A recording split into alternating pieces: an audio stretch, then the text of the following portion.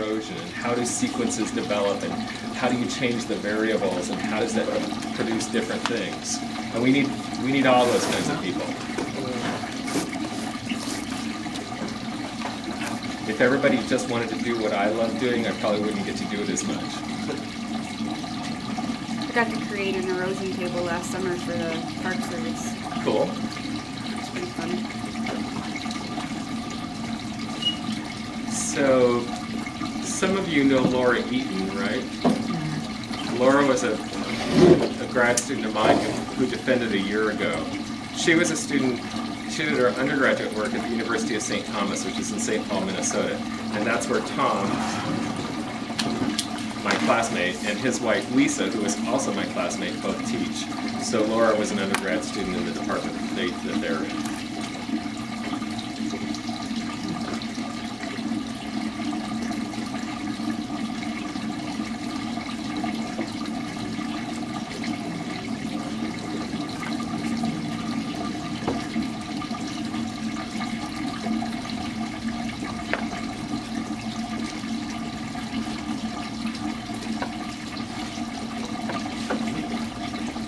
Even though it's all cold, you can still see straight up.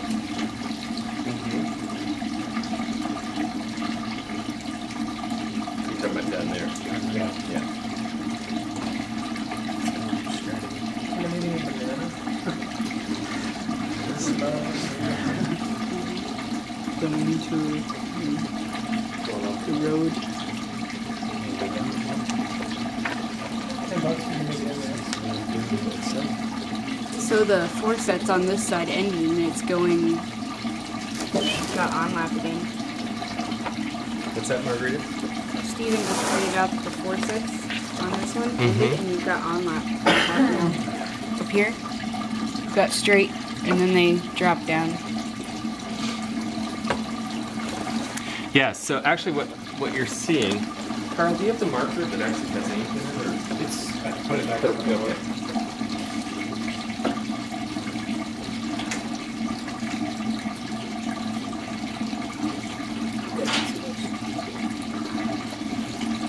What you're seeing, Margaret, is you're seeing beds that are being caused by the high velocity area and the forceps going down. Right? But they're all part of the same bed, for lack of better words, I guess. Like what we see right in here, in that first little low part.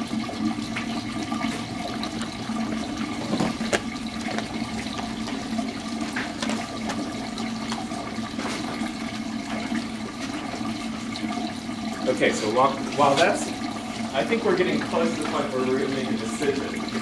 And so far, we started with fixed water instead.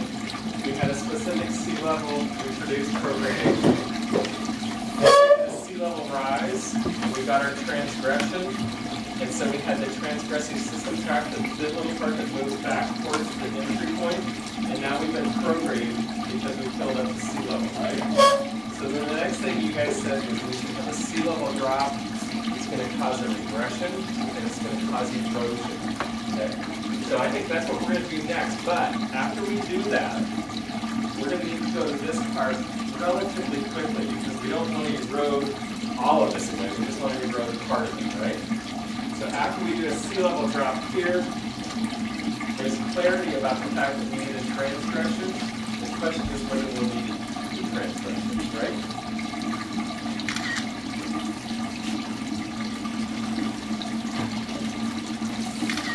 Ready? Are you guys ready? You ready for a glacial time? When all the water comes out of the ocean and goes into ice on land and sea level drops? I'm ready for a meteor impact. We can't really model that. Think that's far enough?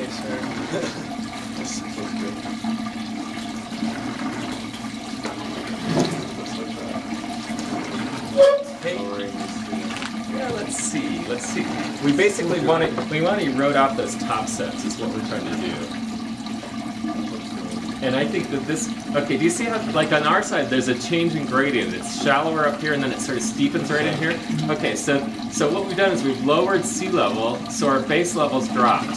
So now we're starting to erode, and we'll erode closest to where that nick point is between one slope and the other slope. And as this erodes, I don't think we need to go any farther, Carl. As this erodes down, we should get a nick point that starts to migrate back up. That's an erosional feature. Okay. And notice that we're still just prograding out here at the far end, right?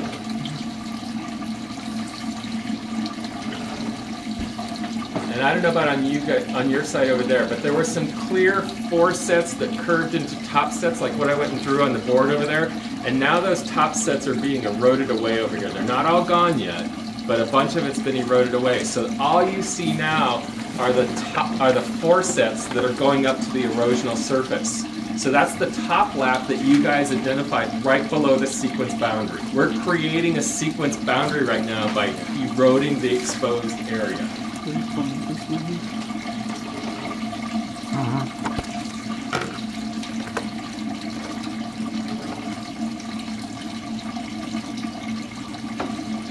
Now, one thing that we didn't really talk about is because we sort of focused on the geometries in this part of the picture. But where's sedimentation happening right now? It's all out there, right? So this is what in sequence stratigraphy parlance you would say we're in a low stand right now. So all the sedimentation is happening out there. So this stuff that's being deposited out there we refer to as the low stand track. Okay? Now that's not even on your picture because on your picture the low stand track would be off the page over here.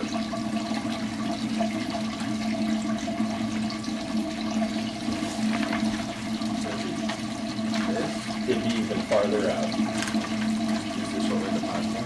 It could. Okay, so see how you defined that line right there? That's your erosional truncation line. Yeah. So that's the surface right now. So these things that are depositing out there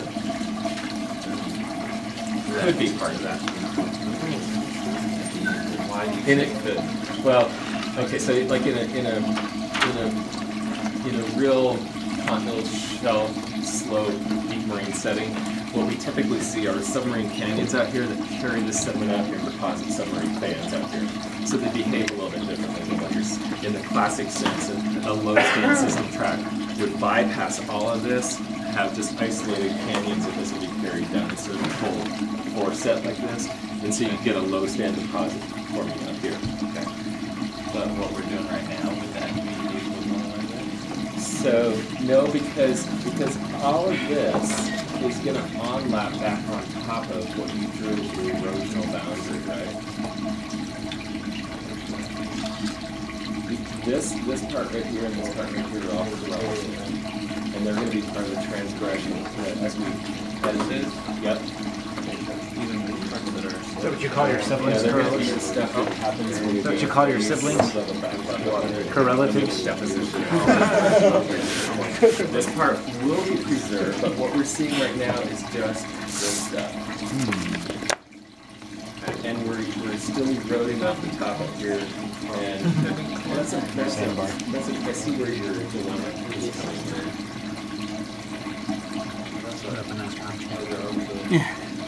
I think, okay, here's It's going to go out and it comes out. Resolve that. Yeah, This is a conformity in this portion. One guy looking at another guy This like a is drumstick. not erosional. And then it's got So this erosion right here defines the sequence boundary. But then this is just How long should we let this erode? essentially conformable. I don't know. That's about it. Sequence technology. This becomes conformable to your correlative conformity. And so that still defines the sequence boundary. Yeah. Sure. Do you guys think it's time? Yeah, let's do it. Okay, so it's time for a transgression. Transgression time. And what's going to happen during the transgression? TST. What's going to happen to the site of sedimentation? Right now it's out here. So it's going to start shifting in this direction. So as it shifts in this direction, what's going to get deposited? You're going to have on-lap, and that on-lap is going to define your TST, your transgressive system track. As the sea level rises, this should start depositing up in this direction. Now again, I don't know how well it's going to show up because this happens quickly, but notice that we're starting to get coal deposited up here on the top, whereas before all the